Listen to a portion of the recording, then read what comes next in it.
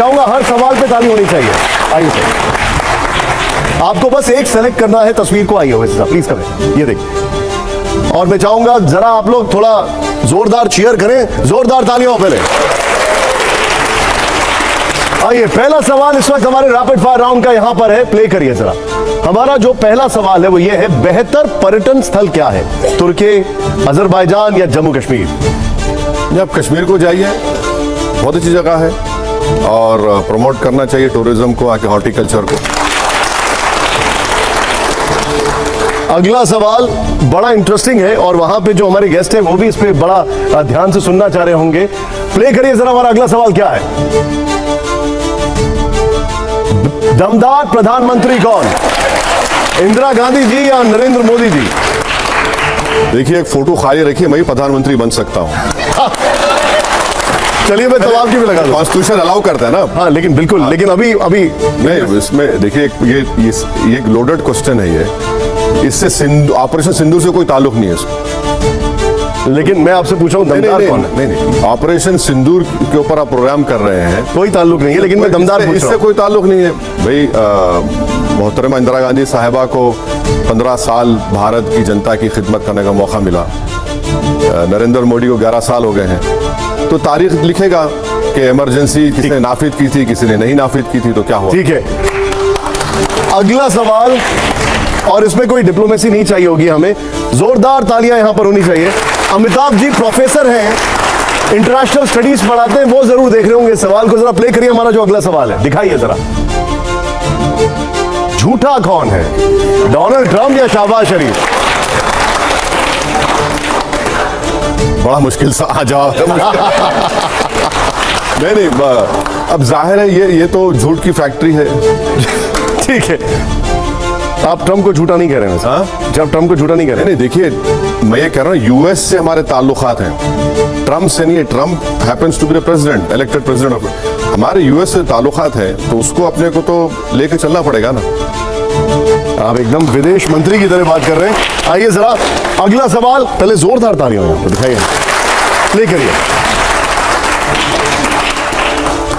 परिपक्व राजनेता कौन? शशि थरूर, सलमान खुर्शीद या राहुल गांधी? देखिए, ये तमाम कांग्रेस पार्टी के बड़े नेता हैं, मेरा उस पार्टी से ताल्लुक नहीं है, तो मैं इस पर जवाब नहीं दे सकता। कोई पर्सनल फेवरेट है आपका? कोई पर्सनल फेवरेट है आप? नहीं, ये लीडर ऑफ अपोजिशन है, बड़े ओहदे पर हैं, पार्लियामेंट में एलओपी हैं।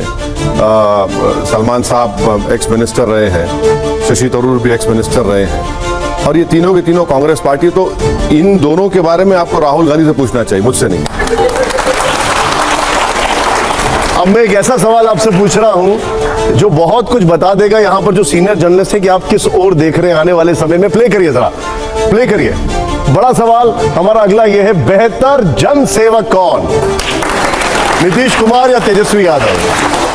देखिए, हमारे बिहार के प्रेसिडेंट अख्तर उल ईमान साहब कुछ उनसे टॉक्स कर रहे हैं आरजेडी वाले, तो अब देखिए क्या होता है, नहीं मालूम। अगर बात जमती है तो अच्छा है, नहीं तो फिर हम दोनों से मुकाबला करेंगे अच्छी तरह से। लेकिन अच्छा कौन लगता है आपको? अभी बिहार चुनाव पे जब होगा बताएंगे ना आपको अभी। अच्छा ठीक है, प्ले करिए। हमारा अगला सवाल यहाँ पर, पाकिस्तान का दुश्मन नंबर 1 कौन है? शशि थरूर, असदुद्दीन ओवैसी या जावेद अख्तर? देखिए, पाकिस्तान की जनता का कोई दुश्मन नहीं है। पाकिस्तान की जनता का दुश्मन उनकी मिलिट्री, उनका डीप स्टेट है, वो खुद उनसे दुश्मनी करते हैं। जावेद साहब कह रहे हैं कि बहुत मैसेज आ रहे हैं उनको पाकिस्तान से, धमकी भरे। हाँ, धमकी वाले मैसेज आते हैं, आपको भी आते हैं? आते हैं, मुझे आते थे, अब पहले अंदर से आते थे, बाहर से भी आ रहे हैं, तो कोई बात नहीं। अगला सवाल, अब ये घर का सवाल है, सब लोग जानना चाहते हैं। प्ले करिए हमारा अगला सवाल यहां पर, बेहतर वक्ता कौन? बेहतर वक्ता कौन? बेहतर वक्ता कौन? आपने अकबरुद्दीन जी की ओर इशारा किया। अब ये देखिए, बाज लोगों को ओरेटरी स्किल्स होते हैं, बाज मेरे जैसे आदमी को बड़ी मेहनत करना पड़ता है अपनी स्पीच के लिए, तो बाज लोग गिफ्टेड होते हैं। और लोग, मैं फिर से कह रहा हूँ, लोग जानते नहीं हैं अकबरुद्दीन ओवैसी को कि वो अपने कॉन्स्टिट्यूंसी में हिंदू मुस्लिम बच्चों को मिलाकर 19,000 बच्चों को फ्री में स्कूल में पढ़ाते हैं, स्टैंडर्ड स्कूल में। तो ये अब आप लोगों का शुक्रिया अदा करना चाहिए, आपने इमेज बना दिया तो अब क्या करेंगे। मुझे एक बात बताइए, इस शो में हम उनको कब देखेंगे और कब हम उनको आपके साथ देखेंगे?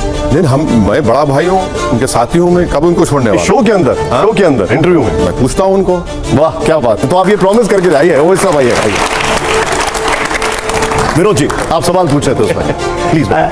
नहीं, वो वैसे साहब आप इस मुगालते में मत रहे कि आपको हमने मौलाना साहब से कंपेयर किया। नहीं, मैं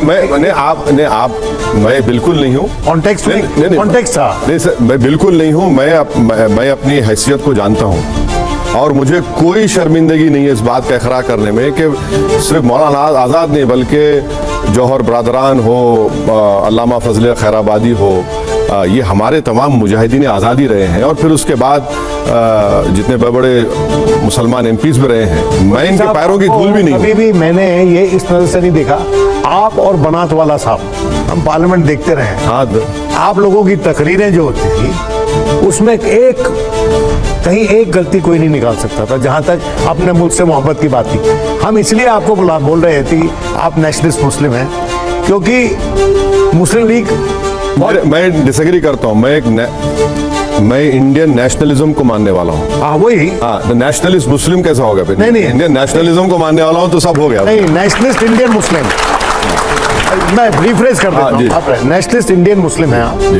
और मैं ये कहना चाहता हूँ कि चूंकि आपने जो पोजीशन ली तो पाकिस्तान को इससे बहुत तिल मिलाया होगा कि ये तो हमारी तरफ होना चाहिए और ये हमारे खिलाफ बोल रहा है। जिस तरह से मुस्लिम लीग सोचती थी कि मौलाना साहब तो हमारे पाले में होने चाहिए, हमारे खिलाफ बोल रहे हैं।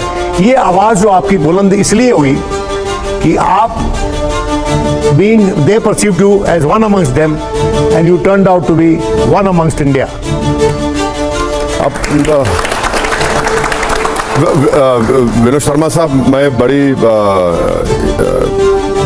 एहतियात से नहीं बल्कि बेबाक तरह से कह रहा हूँ कि हमको पाकिस्तान से क्या मतलब रहा। हमको क्या मतलब रहा पाकिस्तान से? हम 1947 में हमारे बुजुर्गों ने फैसला ले लिया। हम उस टू नेशन थियोरी को हमने रिजेक्ट किया। हमने जिन्ना को अपना लीडर माना नहीं। और ये बात इन नौजवानों को समझाने की जरूरत है। आप बुजुर्ग एग्री करेंगे कि जिन्ना को जिन्होंने वोट डाला था ना, उस जमाने में हर यूनिवर्सल सफरेज नहीं था। हर हिंदू मुसलमान वोट नहीं डाल सकता था।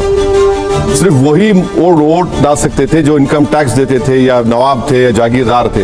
तो उन्होंने वोट डाला जिन्ना को, जो आम मुसलमान थे हमारे बुजुर्गों की तरह, उन्होंने तो कभी एक्सेप्ट ही नहीं किया, उसको माना ही नहीं। तो अब उसमें हमको क्या करना है?